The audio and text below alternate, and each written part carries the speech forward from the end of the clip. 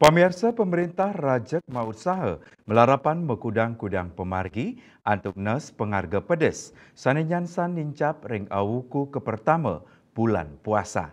Indike inucap kewadarang Menteri Pertanian Andi Amran Sulaiman.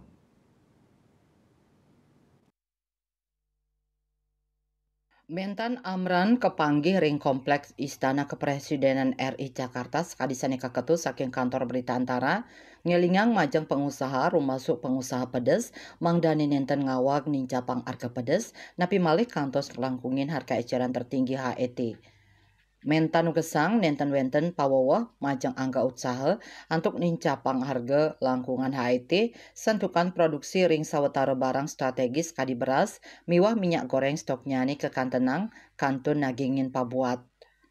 Presiden RI Prabowo Subianto taler marumin Menteri Nyani sekadi Menteri Koordinator mangdane ngamiletin rapat terbatas silih tunggil nyani melik bagang indik pengharga komoditas pangan selami bulan puasa kantos liburan lebaran warsa kali talis lai.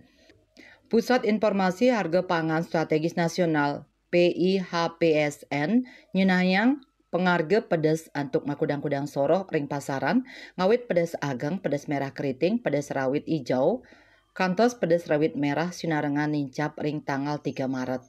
Katanya nih penghargaannya nih kantos 100 tali rupiah kilo.